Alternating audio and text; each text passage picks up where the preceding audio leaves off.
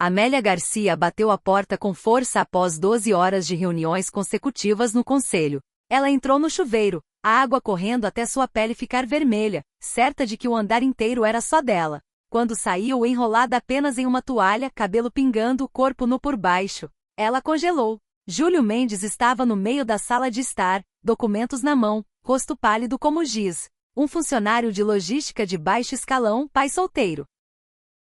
E não era a primeira vez que seus caminhos se cruzavam em circunstâncias inesperadas. A toalha escorregou 1 centímetro. Amélia apertou o aperto.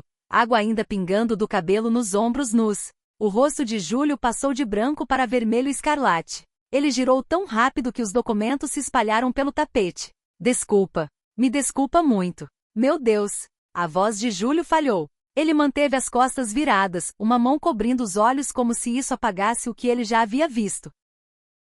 A recepção me deu o cartão-chave. Disseram quarto 1507. Eu bati. Juro que bati. A garganta de Amélia se fechou. Ela queria gritar. Queria que ele sumisse. Mas o pânico na voz dele a parou. Era Júlio Mendes. Ela conhecia aquela voz. Já a havia ouvido antes em um espaço confinado bem diferente. Fica aí. A voz de Amélia saiu mais firme do que ela se sentia. Não se mexe. Ela recuou para o quarto, fechou a porta e se encostou nela. Seu coração martelava. Pelo madeira, ela ouvia Júlio murmurando desculpas para si mesmo. Ela pegou o roupão do hotel do gancho e o enrolou no corpo, apertando o cinto com força. Depois ficou ali, respirando. Isso era para ser seu refúgio. 3 dias longe da sede em São Paulo. 3 dias onde a Garcia Indústrias não a sufocaria com projeções trimestrais e demandas de acionistas. Ela havia passado o dia inteiro na sala de conferências do resort em Bahia, ouvindo os chefes de departamento apresentarem estratégias que ela teria que aprovar ou destruir. Quando entrou na suíte, suas têmporas latejavam e sua mandíbula doía de sorrir através da tensão. Ela precisava do banho, precisava ficar debaixo da água escaldante até sua mente silenciar. Em vez disso, Júlio Mendes havia entrado. Amélia pressionou as palmas nos olhos. 2 semanas atrás, ela ficara presa com ele por 45 minutos em um elevador quebrado. Ela se lembrava de como ele ficou calmo quando as luzes piscaram. Como ele se sentou contra a parede e perguntou se ela estava bem, como se ela fosse só mais uma pessoa. Não a mais jovem CEO bilionária que a Garcia Indústrias já nomeara. Ela estava atrasada para uma reunião do conselho. Ele voltava para a logística após uma auditoria de cadeia de suprimentos. Nenhum dos dois tinha sinal no celular naquela caixa de metal. A iluminação de emergência tingia tudo de azul. A temperatura caíra. Amélia envolveu os braços em si mesma, tentando não mostrar o quanto o frio a incomodava. Júlio notou mesmo assim. Ele tirou o casaco, um canvas cinza gasto, desfiado nas mangas, e o estendeu sem uma palavra. Ela quis recusar. CIOR não aceitam casacos de funcionários de logística, mas seus dentes começavam a bater, e a expressão de Júlio era tão prática que recusar parecia mais estranho que aceitar. Então eles conversaram. Júlio mencionou sua filha. Não disse muito, mas Amélia captou como sua voz amolecia ao falar de histórias de ninar e joelhos ralados. Ele perguntou o que ela fazia na empresa. Ela quase riu. Em vez disso, disse que gerenciava algumas divisões. Ele assentiu, claramente sem reconhecê-la, e disse que soava estressante. Foi a primeira conversa honesta que ela tivera em meses. Quando as portas do elevador finalmente se abriram, eles se separaram. Ela foi para a reunião. Ele voltou para seu andar. Ela pensara nele 1 ou 2 vezes depois, notaram no átrio durante uma apresentação geral, vira seu nome em um relatório de logística, mas nunca falará com ele de novo até agora. Amélia abriu a porta do quarto. Júlio ainda encarava a parede, mãos entrelaçadas atrás da cabeça como se estivesse preso. Os documentos jaziam espalhados perto da mesa de centro. Ela via o logo da Garcia Indústrias na página de cima. Vira. Júlio hesitou. Depois virou devagar, olhos fixos no chão. Ela via a tensão em seus ombros, o leve tremor em suas mãos. Ele parecia um homem se preparando para a execução. Explica. Júlio engoliu em seco. Recebi uma ligação do meu gerente 20 minutos atrás.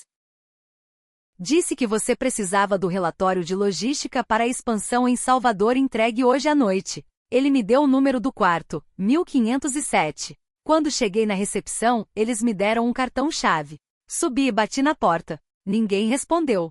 Achei que você ainda estava na sala de conferências. Então, pensei em deixar os documentos na mesa e mandar uma mensagem pro gerente. Usei o cartão-chave. E você não achou estranho a porta abrir sem resistência?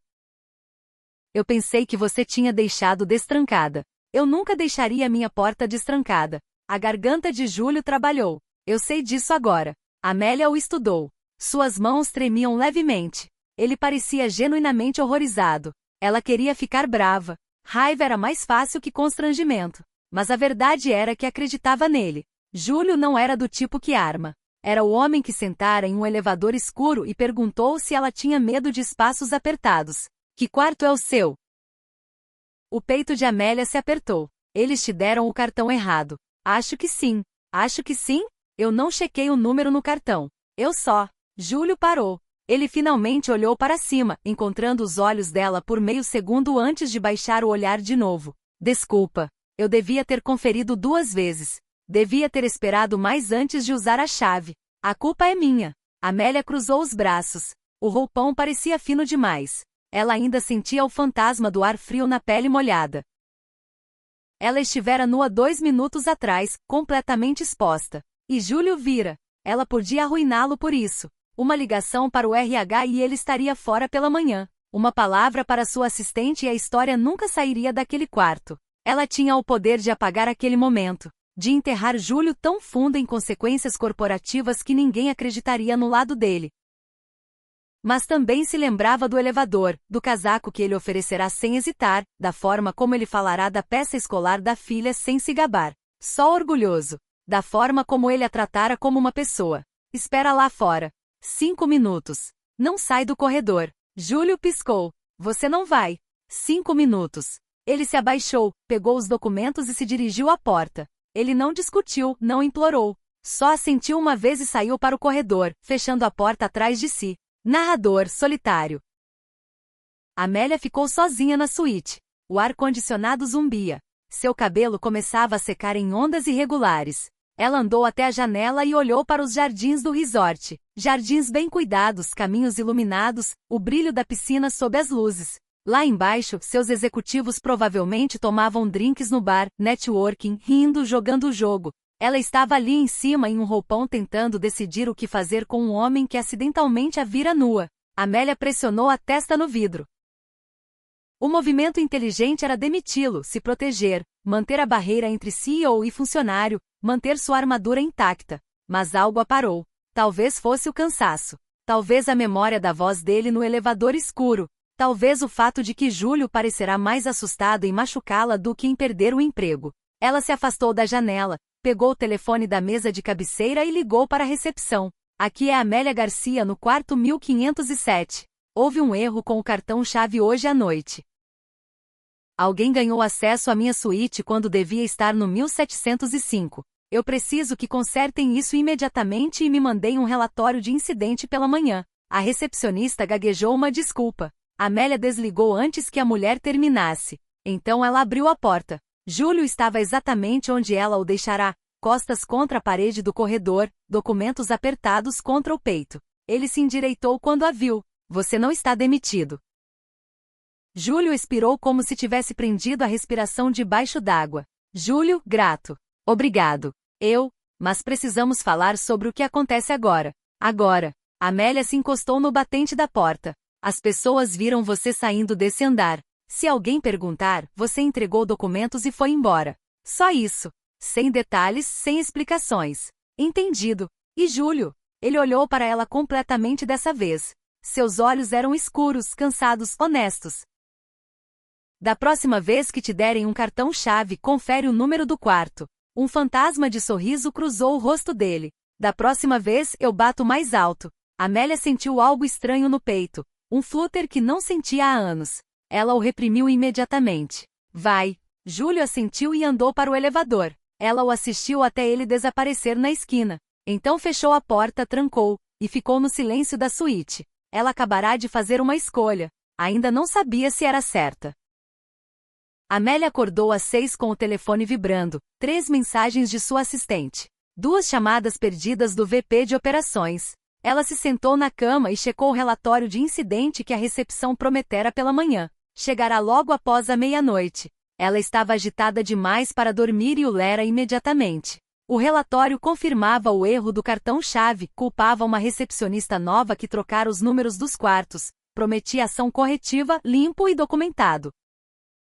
Ela devia se sentir aliviada. Em vez disso, se sentia exposta. Às 7h30, ela estava vestida em um blazer carvão e calças escuras, cabelo preso, maquiagem precisa. Ela parecia a CEO que todos esperavam, controlada e intocável. Ela andou para o pavilhão do café da manhã e imediatamente sentiu a mudança. Conversas não paravam, mas mudavam. Olhos a rastreavam pela sala. Um grupo de gerentes juniores perto da estação de café ficou quieto quando ela passou. Ela encheu o prato com frutas que não comeria e sentou sozinha em uma mesa de canto, como sempre fazia. Rebecca Holanda entrou 10 minutos depois. A vice-presidente se movia pelo pavilhão como se fosse dona, parando em mesas, rindo de piadas, tocando ombros. Ela tinha 42 anos, afiada, calculista. Queria o emprego de Amélia desde que o conselho escolhera uma jovem de 33 anos sobre ela 3 anos atrás. Agora ela captou o olhar de Amélia do outro lado da sala e sorriu. Não era amigável. Amélia olhou para longe primeiro. Ela odiava isso.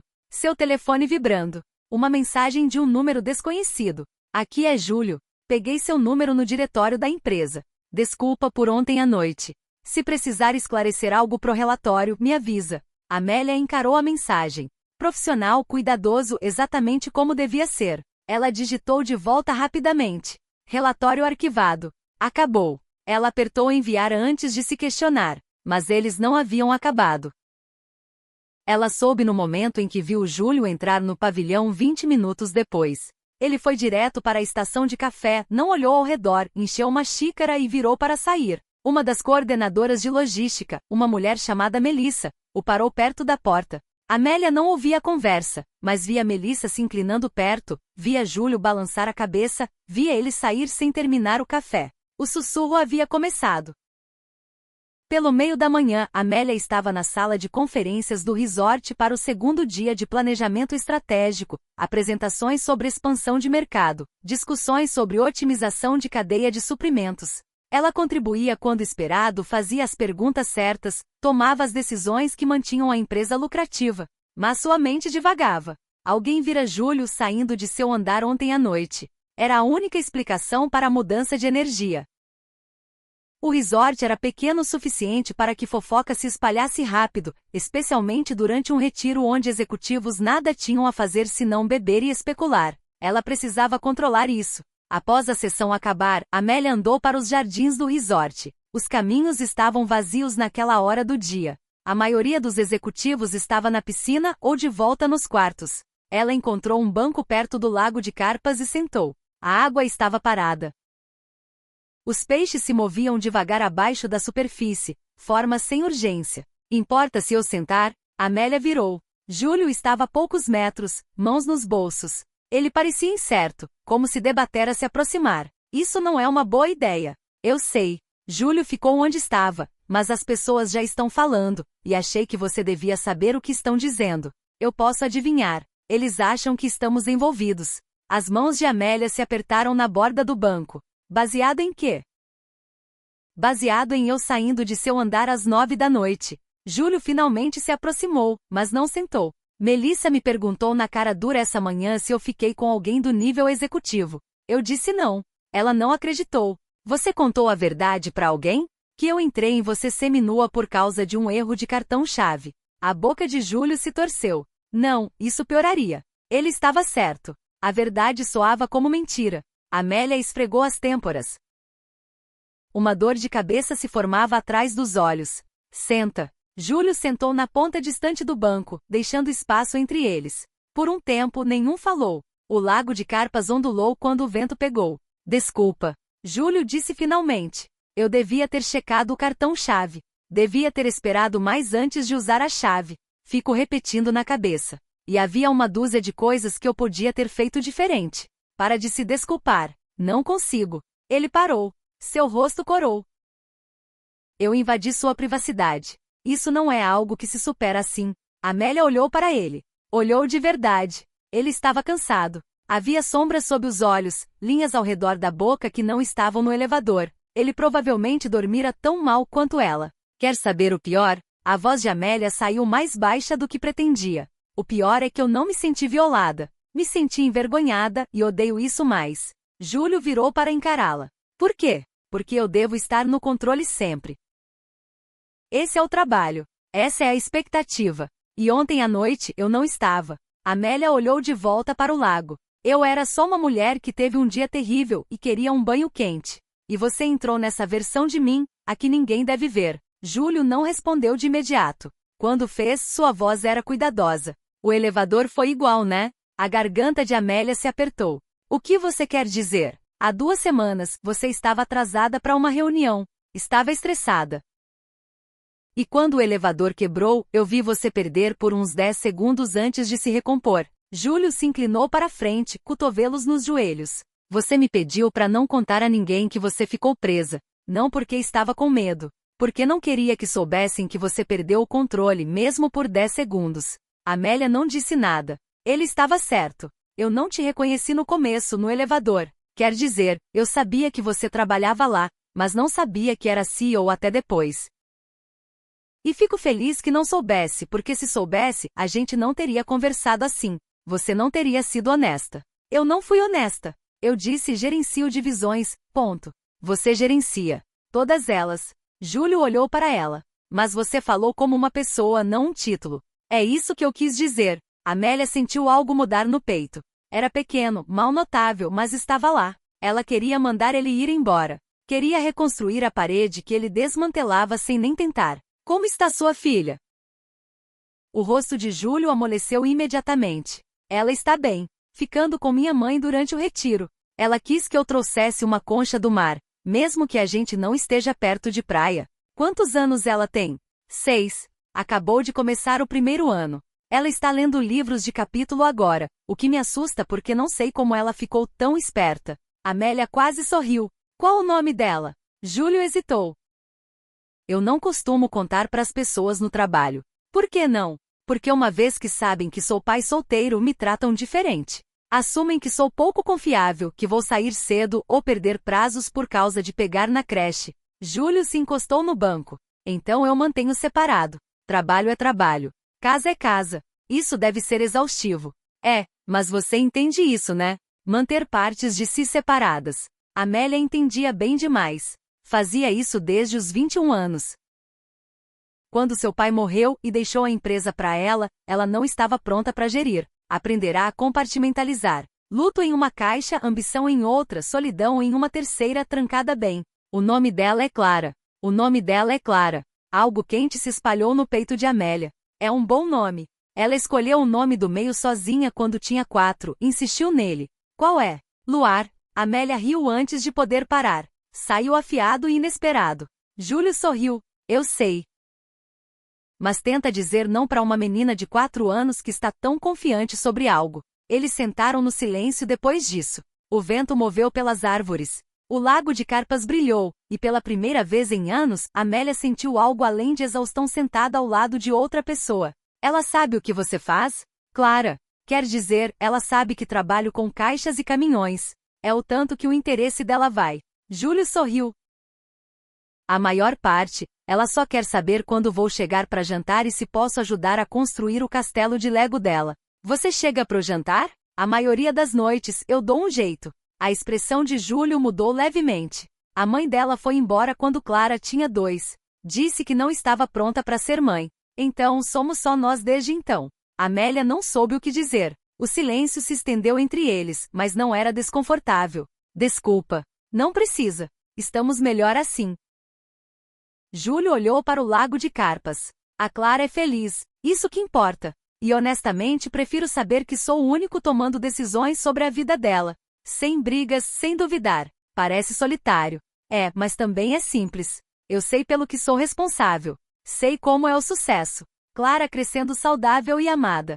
O resto é só barulho. Amélia pensou em sua própria definição de sucesso. Crescimento de receita, expansão de mercado, valor para acionistas, números em planilhas que nunca se traduziam em algo real. Meu pai construiu a Garcia Indústrias do nada. As palavras saíram antes que ela pudesse parar. Começou em uma garagem no Rio. 50 anos depois, valia 8 bilhões de reais. Depois ele teve um infarto na mesa dele e eu herdei tudo. Júlio escutou sem interromper. Eu tinha 21 anos. Fresca da faculdade de administração.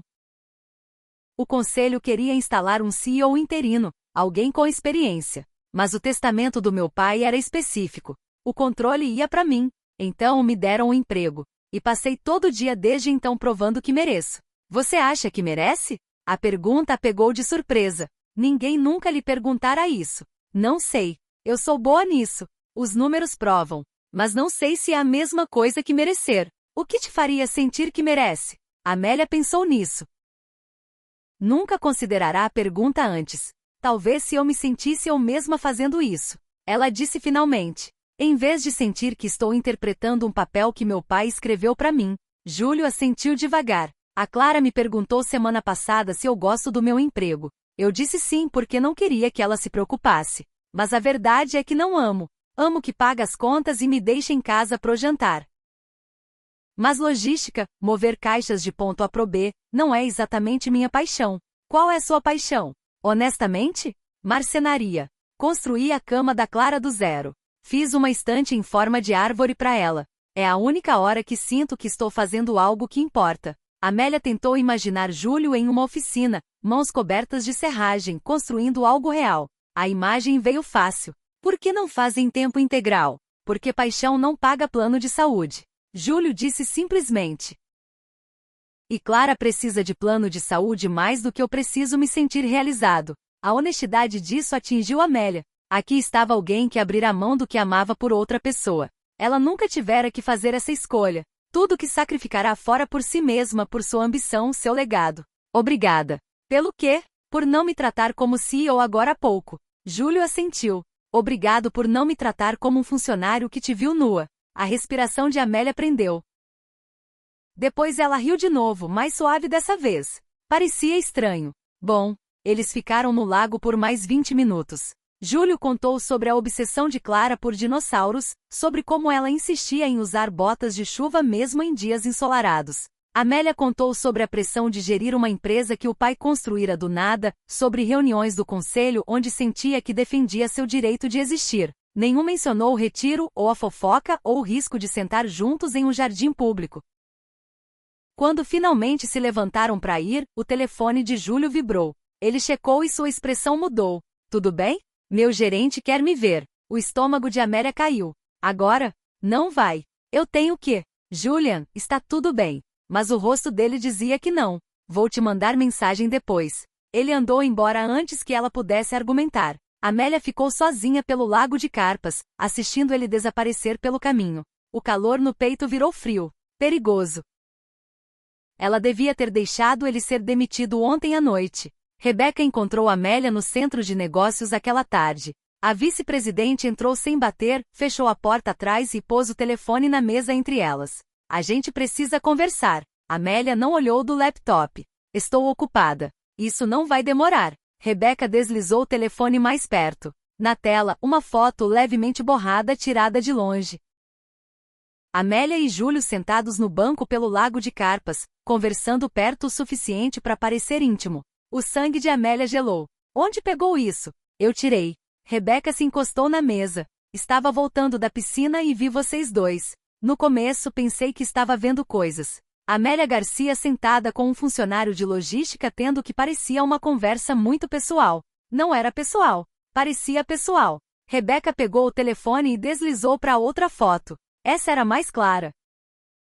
Júlio sorria. Amélia estava no meio de uma risada, seu rosto mais aberto do que nunca em reuniões do conselho. Essas parecem muito pessoais. Amélia fechou o laptop devagar. O que você quer? Quero saber o que está acontecendo. Nada está acontecendo. Então por que Júlio Mendes estava na sua suíte ontem à noite? O sorriso de Rebeca era afiado. Não adianta negar. A recepcionista mencionou o problema do cartão-chave para a limpeza. A limpeza mencionou pro concierge.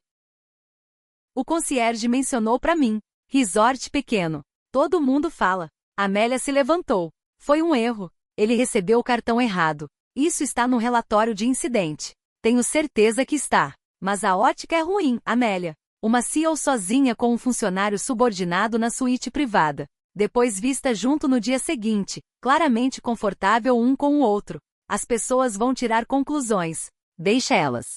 As sobrancelhas de Rebeca subiram. Você não liga? Eu ligo em gerir essa empresa. Não ligo pra fofoca. Devia. Porque não sou a única que viu essas fotos. E se isso virar problema pro conselho, vão me pedir pra lidar. Odeio que fique bagunçado. Ela saiu. A porta clicou fechada. Amélia sentou de volta. Suas mãos tremiam.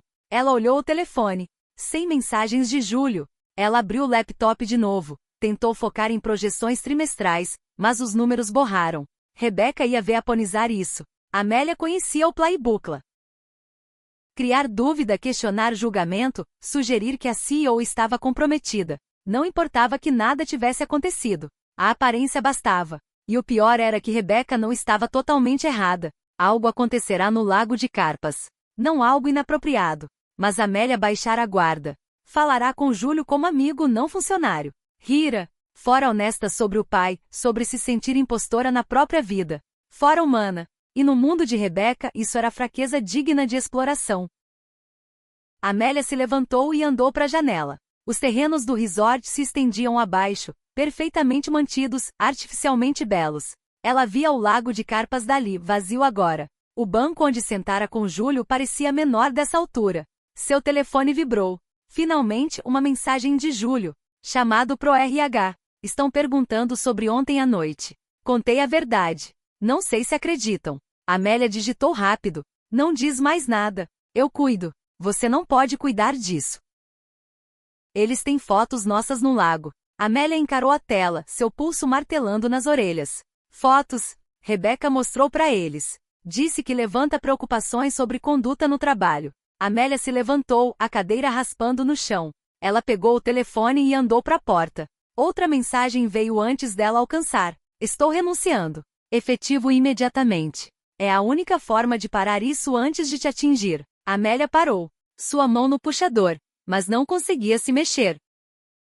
Júlio estava se sacrificando por ela. Ela digitou de volta com dedos tremendo. Não. Vamos consertar isso. Mas a resposta veio segundos depois. Não tenho que consertar. Eu entrei no seu quarto. Sentei com você em público. Rebeca tem evidência de ambos. Se eu ficar, vira escândalo. Se eu sair, é só um funcionário de logística que errou e renunciou. Júlio, não faz isso. Já fiz. Carta submetida. Estou arrumando minhas coisas agora. A visão de Amélia borrada. Ela se encostou na porta, telefone apertado na mão. Ela pensou no elevador, no casaco que ele oferecerá sem pensar duas vezes, em Clara Luar e livros de dinossauros e marcenaria que nunca pagaria as contas, na forma como ele a olhara como uma pessoa, não uma posição. Pensou na reunião do conselho marcada para amanhã de manhã. Rebeca estaria lá, apresentaria as fotos, questionaria o julgamento de Amélia, e Amélia teria que se defender contra algo que nem era real. Exceto que começava a se sentir real. Seu telefone vibrou de novo. Pelo que vale, fico feliz que conversamos hoje. Se cuida, Amélia. Ela leu a mensagem 3 vezes. Depois andou de volta para a mesa, pegou o laptop e se dirigiu para a sala de conferências. Se Rebeca queria briga, teria uma. Mas primeiro, Amélia tinha que impedir Júlio de ir embora. Ela o encontrou no estacionamento do resort carregando uma bolsa no porta-malas de um Honda velho. Ele olhou quando ouviu os passos dela. Você não devia estar aqui. Você não devia estar indo embora. Está feito, Amélia. A carta com o RH. Já liguei pro meu gerente para explicar. Explicar o quê? Que você está sendo forçado a sair porque alguém tirou fotos de uma conversa. Júlio bateu o porta-malas. Não estou sendo forçado. Estou escolhendo sair antes que piore. Não vai piorar se contarmos a verdade. A verdade não importa. A voz de Júlio era mais dura do que ela já ouvirá. O que importa é o que as pessoas acreditam. E agora, acreditam que estamos tendo um caso. Isso não é algo que se resolve com lógica. Amélia deu um passo mais perto. Então você vai só fugir. Estou te protegendo. Não preciso de proteção.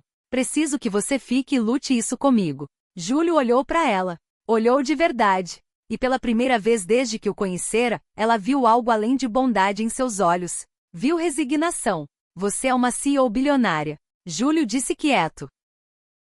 Eu sou um pai solteiro com diploma de logística de uma universidade estadual. Não lutamos as mesmas batalhas, Amélia. E se eu ficar, você perde a sua. Você não sabe disso. Sei sim. Vi como isso funciona. Vi pessoas como Rebeca destruírem carreiras porque alguém ficou confortável demais, honesto demais, humano demais. Júlio abriu a porta do carro. Não vou deixar isso acontecer com você. E o que acontece com você? Vou achar outro emprego. Clara vai ficar bem. Sempre ficamos. Amélia sentiu algo quebrar dentro do peito. Não uma rachadura dessa vez. Uma fratura completa. E se eu não quiser que você vá? Júlio ficou muito parado. Depois fechou a porta do carro sem entrar. Então me diz isso amanhã. Após a reunião do conselho, após Rebeca apresentar sua evidência, após você ver o que custa ficar amiga de mim. Ele pegou as chaves do bolso. Se você ainda quiser que eu fique depois de tudo isso, eu rasgo a carta de renúncia. Júlio. Eu vou estar na reunião amanhã. Júlio disse. Rebeca vai garantir isso. Vai querer me lá quando tentar te destruir, e eu vou assistir você se defender, e vou assistir o conselho decidir se você é apta para liderar. Ele encontrou os olhos dela. E aí a gente vê se você ainda acha que eu devo ficar. Ele entrou no carro, ligou o motor, dirigiu embora. Amélia ficou no estacionamento até as luzes traseiras desaparecerem. Depois andou de volta para dentro, foi para a suíte, e passou o resto da noite se preparando para a guerra. A reunião emergencial do conselho foi marcada para as 8 da manhã seguinte. Amélia não dormira. Passará a noite rascunhando o que diria, deletando, rascunhando de novo. Pelo nascer do sol, parara de tentar roteirizar. Algumas coisas não podiam ser ensaiadas. Ela chegou na sala de conferências 15 minutos cedo. O espaço era menor que o salão principal, projetado para discussões privadas, decisões difíceis. 6 cadeiras ao redor de uma mesa oval, janelas dando para os jardins do resort. Ela via o lago de carpas dali. Rebeca chegou em seguida, carregando uma pasta de couro. Colocou na mesa sem olhar para Amélia. Depois veio Thomas Braga, o membro mais velho do conselho, 71, e afiado como sempre. Fora o amigo mais próximo do pai dela. Depois dele, 3 outros executivos entraram. O CFO, o COO e o chefe jurídico. Ninguém sorriu. A porta abriu uma última vez. Júlio entrou, ainda usando o crachá do resort. Seu rosto estava desenhado, mas os ombros retos. Ele encontrou os olhos de Amélia pela sala. Ela deu o menor aceno. Ligara para ele ontem à noite, deixará uma mensagem pedindo para vir, pedindo para confiar nela mais uma vez. O Sr. Mendes não foi convidado. Eu convidei. Ela ficou de pé enquanto todos sentavam. Essa reunião o concerne. Ele tem direito de estar aqui. Thomas gesticulou para uma cadeira vazia. Senta, filho. Júlio sentou. Amélia permaneceu de pé. Rebeca abriu a pasta e deslizou várias fotos impressas pela mesa. Essas foram tiradas ontem. Nossa CEO e um funcionário de logística se encontrando privadamente nos jardins do resort. O dia após ele ser visto saindo da suíte dela às 9 da noite. O CFO pegou uma das fotos. Sua expressão não mudou, mas Amélia viu o cálculo atrás dos olhos. O COO se encostou na cadeira, braços cruzados. Tem uma explicação. Tenho certeza que tem. Mas a ótica é danosa. Esse retiro era para fortalecer confiança na liderança. Em vez disso, temos um potencial escândalo envolvendo conduta inapropriada entre gerência e equipe. Não é inapropriado se nada aconteceu. A aparência importa tanto quanto. Rebeca olhou diretamente para ela. Você sabe disso. Thomas limpou a garganta. Vamos ouvir o que realmente aconteceu antes de julgar.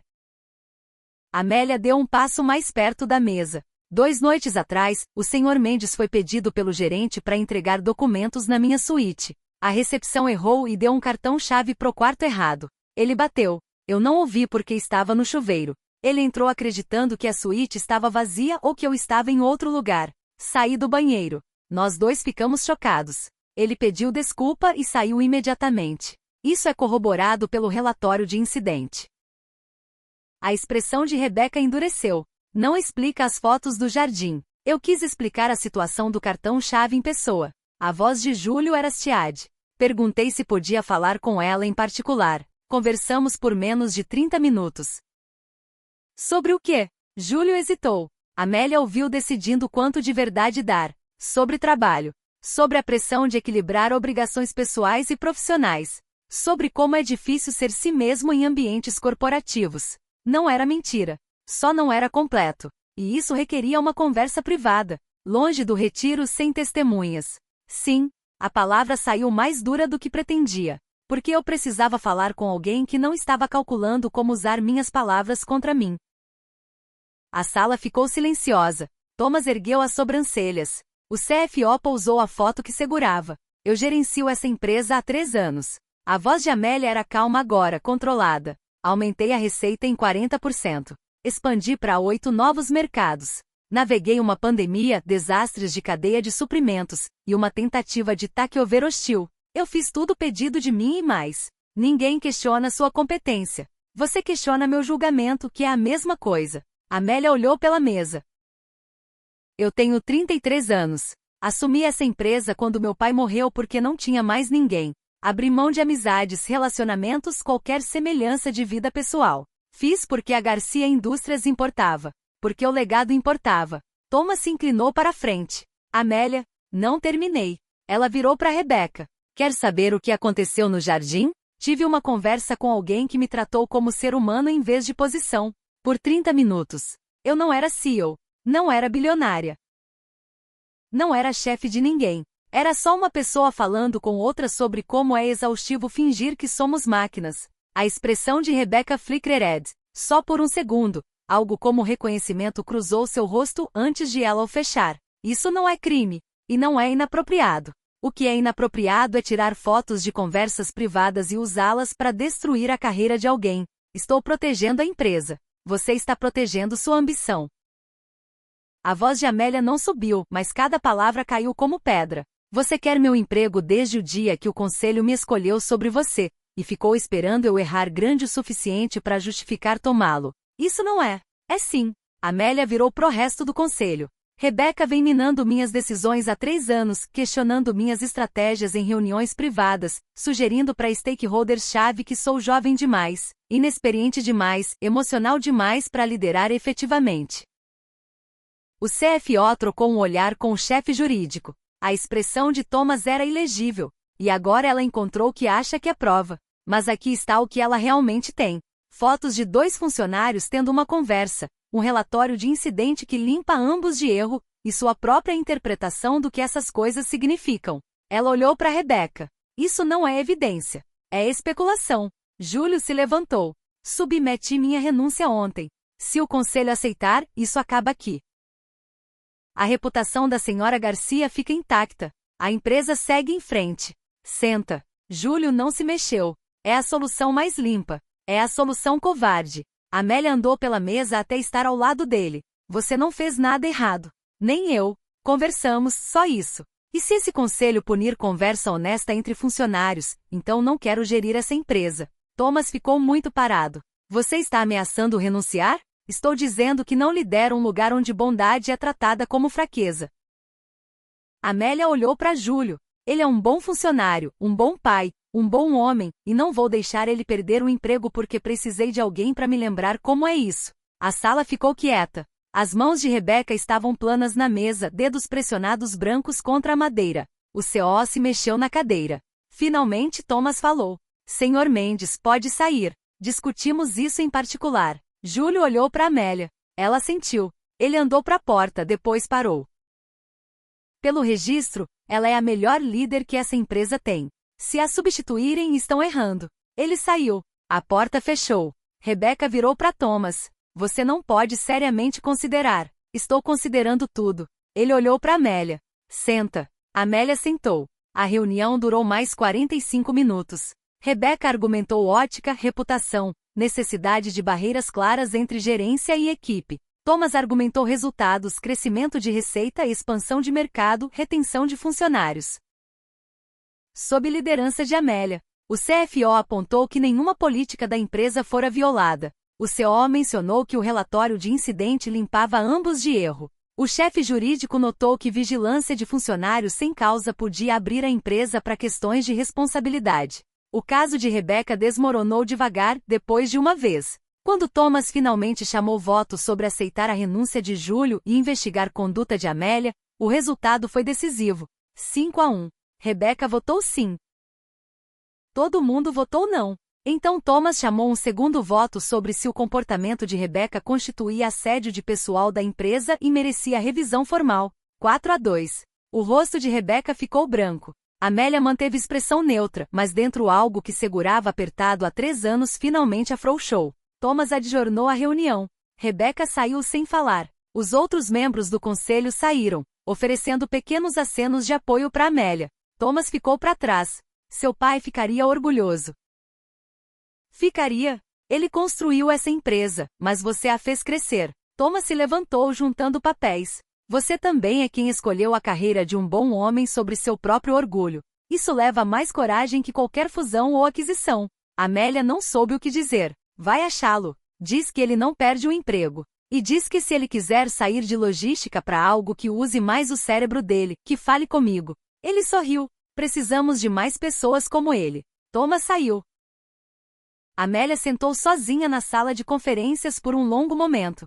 Depois se levantou e andou para a porta. Júlio estava sentado no corredor, costas contra a parede exatamente onde estivera após sair da suíte dela 2 noites atrás. Ele se levantou quando a viu. Eles te deixam ficar. Júlio expirou. E você ainda CEO por enquanto? Por enquanto. Thomas disse que meu pai ficaria orgulhoso. Não sei se acredito. Amélia se encostou no batente, mas ainda estou aqui. E você também. Júlio sorriu. Era pequeno, cansado, genuíno. O que acontece agora? Agora voltamos pro trabalho. Você faz logística. Eu faço estratégia. Mantemos profissional. Essa é a jogada esperta. E a não esperta. Amélia olhou para ele. Ele olhava de volta do mesmo jeito que no jardim, sem julgamento, sem agenda, só vendo ela. A não esperta é admitir que não quero manter profissional, que quero continuar falando com você como falamos no Lago de Carpas.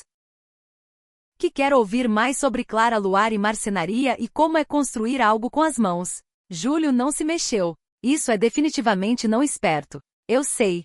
Sou seu funcionário. Eu sei disso também. E tenho uma filha de 6 anos que precisa de estabilidade. Não pediria para arriscar isso. Então o que você está pedindo?